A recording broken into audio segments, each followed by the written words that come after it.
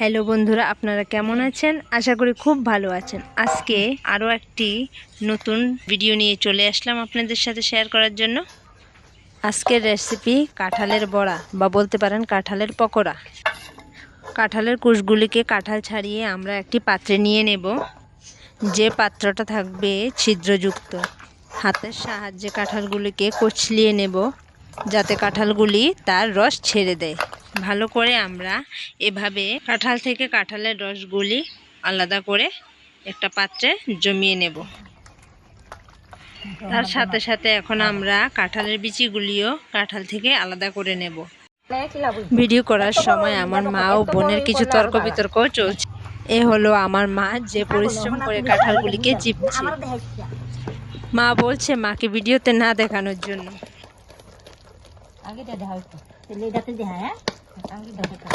এখন আমাদের সব কাঁঠালগুলি চিপা হয়ে গিয়েছে, তা থেকে অতটুকু রস সংগ্রহ হয়েছে।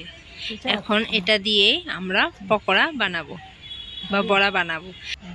কাঁঠালের বড়া বানানোর জন্য মা একটি ছোট আকারের অনুমান করে একটি পাত্র নিয়ে নিয়েছে, যেটার সাহায্যে 2 কাপ মেপে এখানে ময়দা দিয়ে দেওয়া হয়েছে।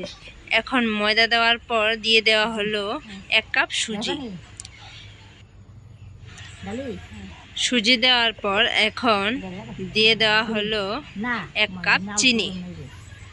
দেখুন আপনারা ভিডিওতে দেখানো যাচ্ছে। 1 কাপ চিনি দেওয়ার পর আমরা কিছুটা অনুমান করে স্বাদ অনুযায়ী লবণ দিয়ে দেব এবং এইসব উপকরণগুলি একসাথে ভালো করে মেখে একটা পেস্ট তৈরি করে নেব।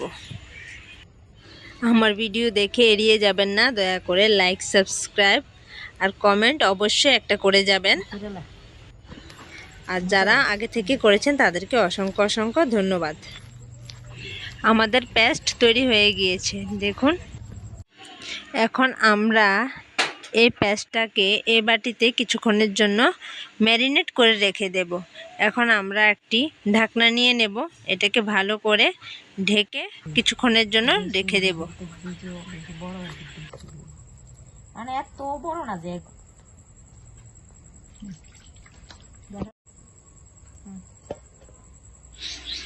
এখন আমরা গ্যাসে একটি কড়াই বসে দেব। এখানে সাদা তেল নিয়ে নিয়েছি আমরা। সাদা তেল অনেক কিছুটা ঢেলে আমরা সাদা তেলটাকে গরম করে নেব, যাতে আমরা পকোড়াগুলি বা বড়াগুলি এখানে ফ্রাই করতে পারি।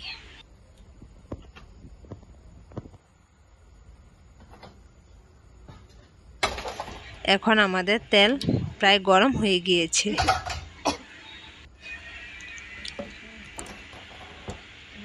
এখন আমরা ঢাকনা সরিয়ে নিলাম। ঢাকনা সরিয়ে এখান থেকে কিছুটা পেস্ট তুলে গরম তেলে এক এক করে দিয়ে দেব। একের পর এক সুন্দর করে সাজিয়ে দিয়ে দেব।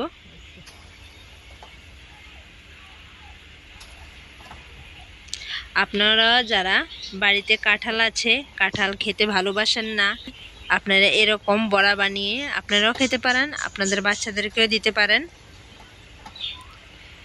বাচ্চারা অবশ্য খুব পছন্দ করবে।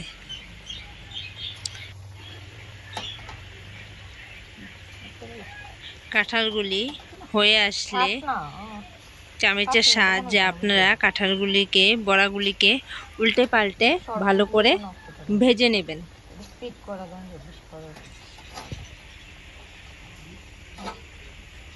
আমাদের দেওয়া হয়ে গিয়েছে। এখন আমরা এগুলিকে ভালো করে উল্টে পাল্টে দিয়ে দেব, ভালো করে ফ্রাই করে নেব।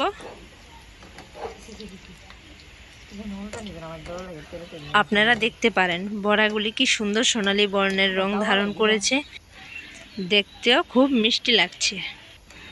আপনারা এগুলি একটা চামচের সাহায্যে ভালো করে উল্টে পাল্টে নেড়ে চেড়ে নেবেন, যাতে ভিতরটা ভালো করে ফ্রাই হয়ে যায়। লো ফ্লেমে করবেন। এখন আমাদের বড়াগুলি ফ্রাই হয়ে গিয়েছে। আমরা এটার সাহায্যে একটা বাটিতে বা পাত্রে নামিয়ে নেব। এক এক করে সাবধানে নামাবেন, গরম তেল না হয় হাতে টাতে লেগে যেতে পারে।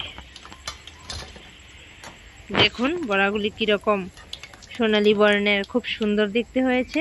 খেতেও কিন্তু বিশ্বাস করুন অনেক দারুণ হয়েছে। এই তো রেডি। আর কাঁঠাল খাওয়ার কোনো ঝামেলা নেই।